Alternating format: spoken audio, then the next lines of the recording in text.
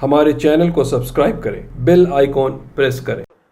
One rank one pension पर मोदी सरकार की धोखेबाजी आज फिर उजागर हो गई। सुबह से आदरणीय रक्षा मंत्री राजनाथ सिंह जी और गृह मंत्री अमित शाह जी झूठ पर झूठ परोसे जा रहे हैं, पर मनमाने ढंग से 30 लाख सैनिकों की वन रैंक वन पेंशन को कमजोर कर मोदी सरकार ने देश की सेवा करने वाले सैनिकों को धोखा दिया है। कपटी मोदी सरकार का देश की आंख में धूल झोंकने वाला ये षड्यंत्र कामयाब होने वाला नहीं। सच्चाई ये है कि कांग्रेस सरकार ने 26 फरवरी 2014 को इस आदेश से पूरे देश में 30 लाख सैनिकों के लिए वन रैंक वन पेंशन लागू की थी, पर मोदी सरकार ने सत्ता में आने के बाद इसे खत्म कर दिया। और मैं 5 बिंदुओं में देश के सामने वन रैंक वन पेंशन की मोदी सरकार की झूठ को बताऊंगा। पहला, साल 2004 से 2012 के बीच में कांग्रेस यूपीए की सरकार ने 3 अवसरों पर भूतपूर्व सैनिकों की पेंशन में वृद्धि की, जिनसे 7,000 करोड़ रुपया अतिरिक्त हमारे 30 लाख सैनिकों को मिला। 17 फरवरी 2014 को संसद में बजट के दौरान कांग्रेस के यूपीए के उस समय के वित्त मंत्री और रक्षा मंत्री पी चिदम्बरम जी और ए.के. एंटनी जी ने वन रैंक वन पेंशन देने की घोषणा की।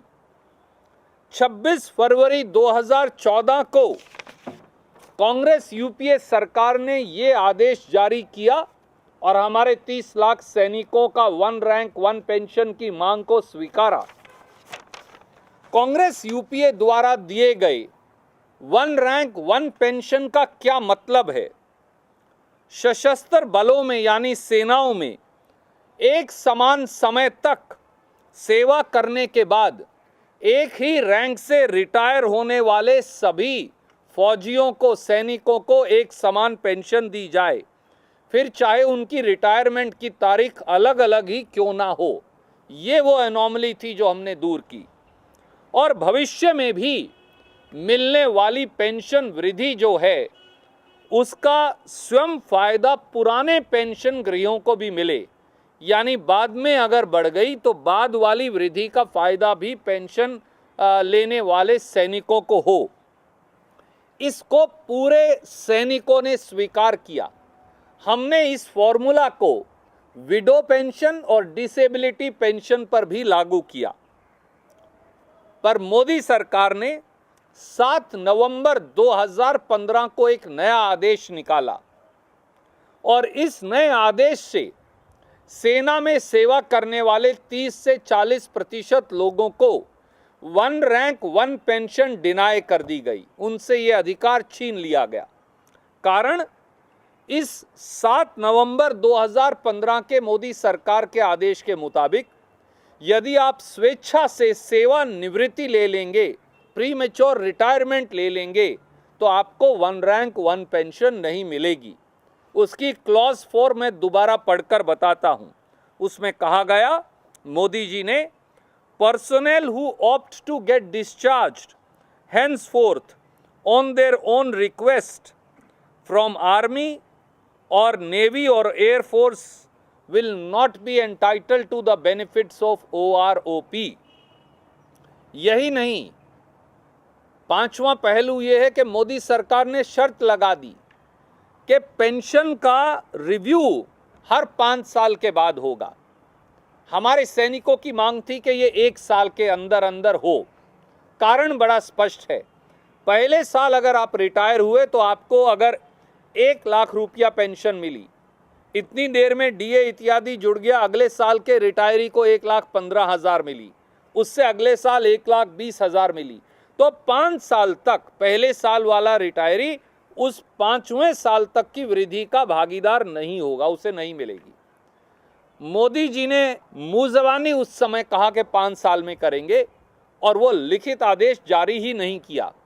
यानी अब ये 10 साल बाद रिव्यू होगा, तो 10 साल तक 1 रैंक 10 पेंशन होगी, 1 रैंक 1 पेंशन नहीं होगी, क्योंकि 10 साल के जो रिटायरी होंगे उन्हें अलग अलग साल की अलग अलग पेंशन मिलती रहेगी।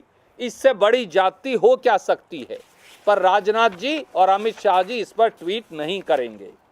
और छठा, जो जिसकी हमने कल चर्चा की थी, मोदी सरकार का 29 अक्टूबर 2020 की जो प्रस्तावना है, जिसमें हमारे सैन्य अधिकारियों की 20 साल की रिटायरमेंट पर आधी पेंशन काट ली जाएगी, वो अगर लागू कर दिया गया तो फिर 1 रैंक 1 पेंशन खत्म हो जाएगी, वो मिलेगी ही नहीं।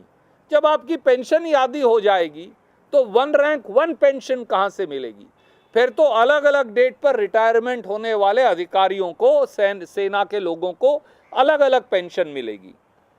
30 लाख सैनिकों से धोखा करने की बजाय मोदी सरकार को कांग्रेस यूपीए सरकार का 26 फरवरी 2014 का आदेश लागू करना चाहिए और 1 अप्रैल 2014 से सेना में एक समान सेवा करने वाले और एक ही रैंक से रिटायर करने वाले सभी सैनिकों को एक समान पेंशन दी जाए।